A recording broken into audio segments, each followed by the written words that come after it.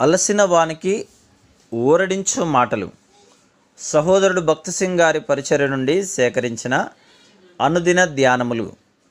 మే 22. మనము అన్యోన్య సహవాసము కలవారమై ఉందుము. 1 యోహాను 1:7. సంఘ విషయములన్నిటిలో దేవుని చిత్తము తెలుసుకొనుటకు హృదయములలో సంపూర్ణ సమాధానము, ఏక మనస్సు కలుగునంత వరకు విశ్వాసులు కలిసి ప్రార్థించువారుగా ఉండవలను. కేవలము బైబిల్ బోధను కలిగి ఉండుట సరిపోదు. కలిసి ప్రార్థించుట ప్రాముఖ్యమైన విషయం. సంఘము ఆయన శరీరం, సమస్తమును పూర్తిగా నింపుచున్న వాని సంపూర్ణత అయినది.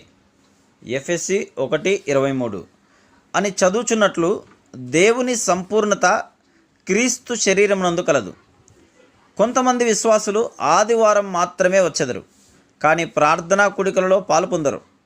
అందువలనే వారు ఆత్మీయముగా బలహీనులను, పరిపక్వత లేని వారుగాను, దేవుని లోతైన విషయములను ఎరగని వారుగాను ఉందురు.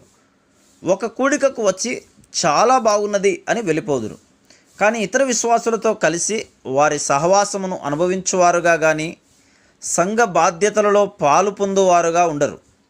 ఆ విధంగా క్రీస్తులో పసిపిల్లల వలె ఉందురు. ఎవరైతే క్రీస్తు యొక్క శరీరమునకు క్రీస్తును శిరస్సుగా భావించుదురో వారు దేవుని సంపూర్ణతను అనుభవించవలనని కోరుదురు. వారు దేవుని ప్రజల సహవాసమును ప్రేమించుదురు. ఎంతో ఆశతో సంఘ ప్రార్థనలో పాలు పొందుదురు. దేవుని ప్రజలముగా తరచుగా ప్రార్థనకు కలిసి వచ్చుట ద్వారా ఎంత ఆనందమును, ఎంత శక్తిని అనుభవించగలమో అనుభవపూర్వకముగా నేను ఎరిగి ఉన్నాను. అపోస్తుల కార్యములు 12:5, రోమా 15:30, ఎఫెసీ 6:18, కొలస్సీ 4:3, 1 తెస్సలోనిక 5:25, 2 తెస్సలోనిక 3:1 చూడుము.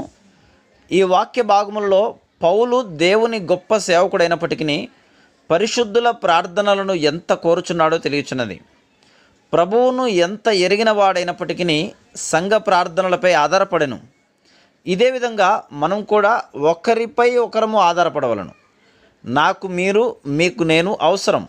క్రీస్తు అను శిరస్సు క్రింద మనం కలిసి జీవించవలను, కలిసి ఆనందించవలను, కలిసి శ్రమపడవలను, కలిసి సేవించవలను. అందుచేతనే మనము క్రీస్తు శరీరముగా పిలువబడితిమి. Praise the lord.